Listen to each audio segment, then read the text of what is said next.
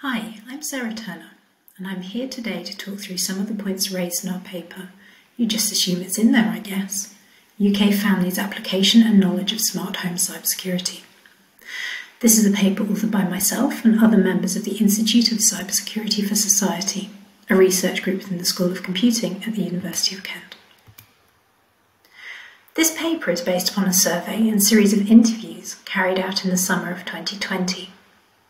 We surveyed 553 individuals who were a parent or legal guardian of at least one school-aged child, so children between 4 and 18 years old, living in the UK with at least one smart device at home. As we had a mixture of both, I will refer to parents and legal guardians as the children's adults throughout the rest of this presentation.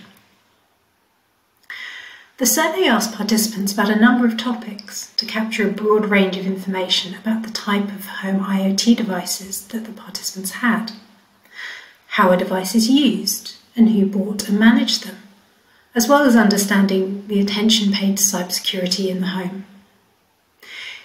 Each question gave multiple options for response, including a free text field for adding in options not covered. The survey was framed in such a way that it required the individual adult to give their opinions on the situation as it pertained to all the individuals in their home. After the survey had been completed, we interviewed 25 families to gain further levels of detail on certain survey questions. Participants were asked to ensure that at least one adult and one child were present for interview. Being as we were in the first summer of COVID, these interviews were all done online.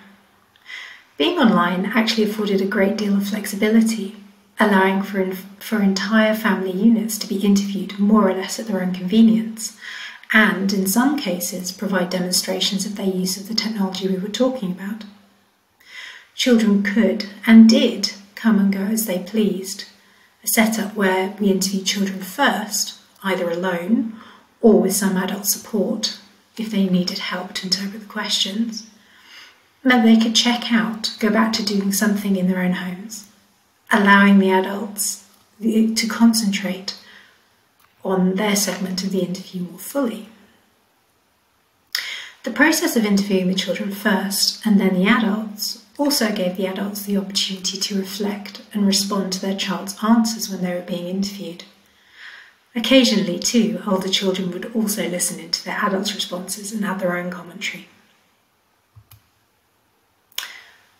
I will talk through 3 particular findings that are useful in framing the way that policymakers, manufacturers, and indeed families themselves should consider device usage. Namely, the lack of concern about children using devices by themselves, the conflation of online safety with cybersecurity, and the focus on looking after devices very carefully to avoid breaking them. Both the survey and interviews were very clear that, as long as the child was essentially old enough to press the right buttons or verbal enough to use the voice-activated product, their adults did not see any reason to help with or limit the child's interaction with the devices at the home.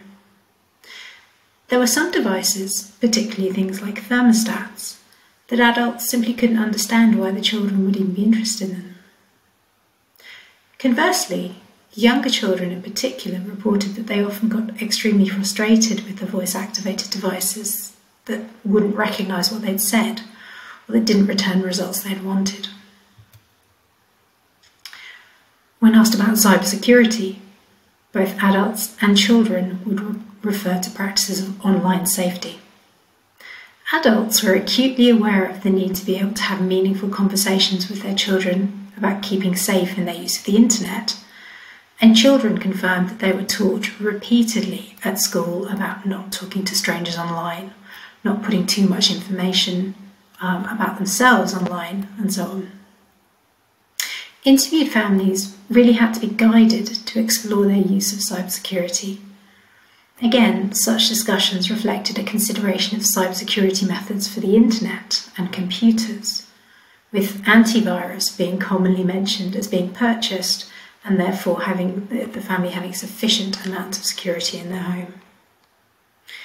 There was a gap in understanding how to protect home IoT devices, or even how to conceptualise the risks of using such devices beyond the risk of the device breaking.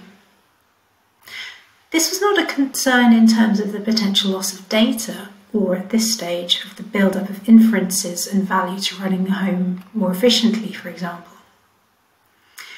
It was the practical concern of having to buy another device to replace the one broken. This was a particularly terrible thought for some of the children who, having typically received hand-me-down devices, had been told in no uncertain terms by their adults that if they broke it, there would not be a new one to replace it.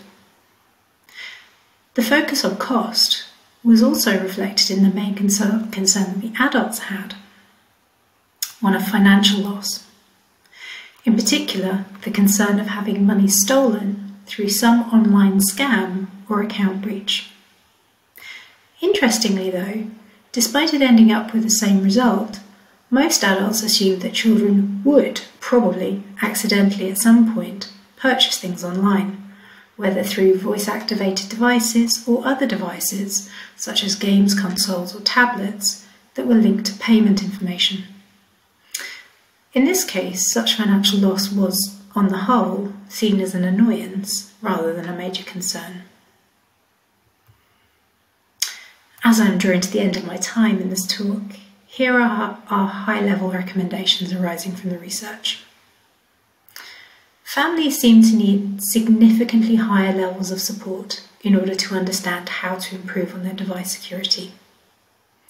This will necessarily involve a more obviously explained set of base security levels and more up-to-date educational opportunities, focusing on ubiquitous computing and not just the internet in a computer. And finally, there needs to be better recognition that people expect devices to be cared for and last for a long time, which is problematic when there are no minimum requirements for supported software life or requirement for backstop should manufacturers go out of business. Thank you very much for your time.